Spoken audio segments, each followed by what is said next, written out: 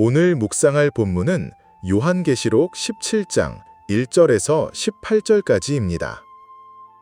요한계시록은 참 어렵고 난해한 말씀임에는 분명하다. 복잡하고 난해한 상징적 언어들이 난무한다. 본문도 마찬가지이다. 요한계시록 17장의 핵심 주제는 큰 음녀인 바벨론의 정체와 그녀의 멸망이다. 세속 권력과 타락한 종교의 연합이 하나님의 심판을 받는 것이다. 큰 음녀가 등장한다. 그녀는 타락한 영적 도성 바벨론이며 온 세상의 모든 백성과 무리와 나라와 언어들 위에 군림하고 다스린다.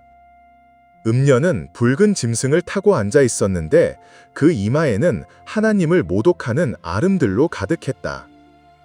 이 붉은 짐승은 13장 1절에 나오는 짐승과 동일하다.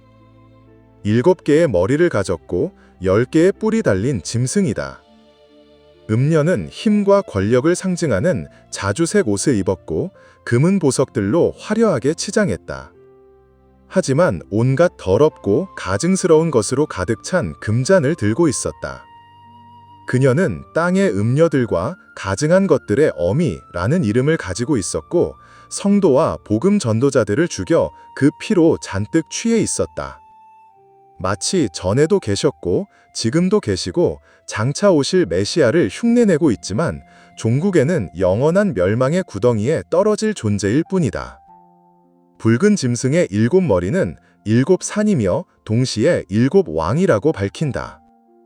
7왕이 로마 황제들을 가리키는 것인지 7제국인지 알 수 없다. 7이 완전 수이고 상징적인 수이기에 역사 전반에 걸쳐 짐승과 연관되어 나타난 악한 권세들을 가리킬 가능성이 크다. 이 짐승은 죽지 않는 존재인 것처럼 머리를 바꿔가며 계속 권세를 잡는다. 하지만 그 명줄도 잠깐일 뿐이다. 그 종국은 멸망이니 말이다.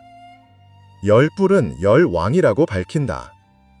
그들은 한 마음이 되어 짐승을 따르며 협력한다. 이들의 목적은 오직 하나였다. 그것은 어린 양을 대적하여 싸우는 것이다.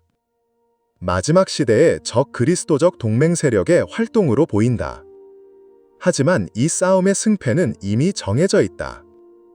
만주의 주이시고 만왕의 왕이신 어린 양이 능히 이기실 것이니 말이다. 또한 이 승리는 부르심을 받고 택하심을 받은 충성된 성도들의 승리이기도 하다. 마지막 순간이 되면 모든 상황이 급변하게 된다. 10뿔과 붉은 짐승의 마음이 변하여 음녀를 미워하게 되는 것이다.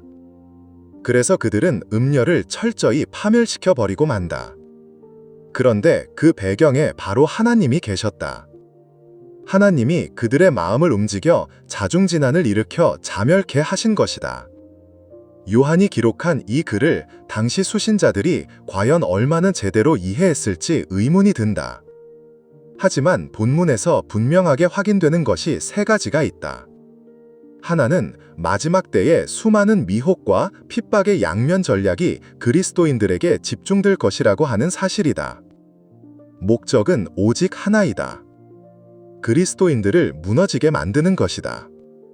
오늘의 세상은 미혹거리들로 넘쳐나고 보이지 않는 압박의 강도는 더욱 거세어지기만 한다. 과연 그리스도인으로 살아가기에는 최악의 환경이라 할 수 있다. 너무나 많은 시험거리들이 있기에 내 마음을 지키지 않으면 쉬이 시험에 들고 쉬이 무너지고 만다. 그러니 오늘도 나는 정신을 바짝 차리지 않으면 안 된다. 또 하나 확인하는 것은 사단의 나라가 자중진환을 일으켜 망하고 만다는 사실이다. 하나님이 그들의 마음을 그렇게 움직이셨기 때문이다. 하나 되거나 분열되는 것은 결국 하나님에게 달렸음을 본다. 교회가 한 마음, 한 뜻으로 서갈 수 있는 여부도 사람에게 달려있는 것처럼 보이지만 실상은 주님의 손에 달렸다. 결국 은혜 아니면 하나님의 교회를 바르게 세워갈 수 없다는 말이다. 인간의 수고와 노력이 있어도 하나님이 은혜를 촉촉히 내려주셔야만 하나됨을 이룰 수 있는 것이다. 그리고 또 하나 확인하는 것은 어린 양의 최후 승리이다. 만주의 주이시며 만왕의 왕이시기에 어린 양의 승리는 확고하다.